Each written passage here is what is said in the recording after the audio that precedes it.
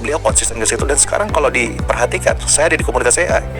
Ini teman-teman pecinta AI ini ya, AI practitioners ngefans banget sama yang namanya Gibran gitu. Pada saat yang lain tuh ngomongin AI itu bisa membodohi masyarakat, AI itu bisa bikin begini, AI itu apalah gitu ya. Mas Gibran, kalau nggak pakai AI kamu akan kalah gitu kan.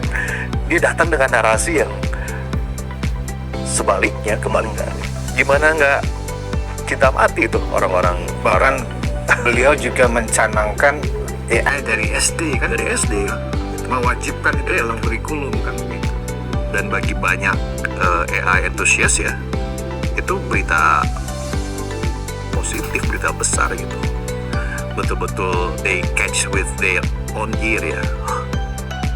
Wakil presiden gue bicara AI gitu, spesifik ya, AI, blockchain gitu apa ya. Sekarang kan udah ada tuh PP baru yang mengakomodasi blockchain, NFT, smart contract. Itu adalah teknologi masa depan yang diucapkan sama Gibran di kampanye. Perhatikan, Gibran pernah bilang kan, kita perlu ahli-ahli kripto, ahli-ahli apalagi blockchain, ahli-ahli apa, itu disebutin. Buka aja rekamannya. PP-nya jadi loh sekarang.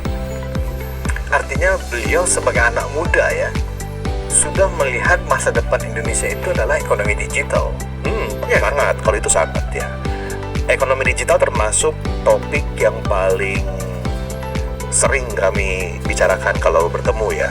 Dan saat beliau bicara tentang ekonomi digital itu antusias sekali, very enthusiastic gitu. Dan beliau sangat peduli lah melihat bahwa ekonomi digital kita tuh masih belum optimal gitu. Beliau ingin dorong banget ekonomi digital, karena ekonomi digital tuh Mas, kenapa ini sangat penting ya, dan banyak orang lupa.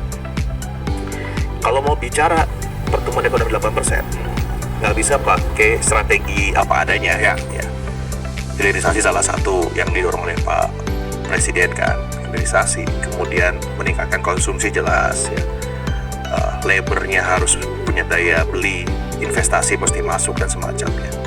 Tapi yang jadi rumusan utama sebetulnya, dan ini dilakukan oleh banyak negara, yaitu hilirisasi digital. China itu bisa punya pertumbuhan ekonomi sekarang di atas 5% ya.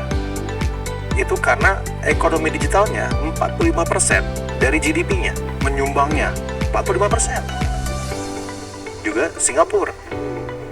Ya, kita berapa Mas? Kita hanya 7%. Wow, 7% pun itu jauh sekali. Ada aspek-aspek ekonomi digital yang dipaksakan gitu masuk dalam perhitungan 7% itu. Karena kita nggak sadar aja ya,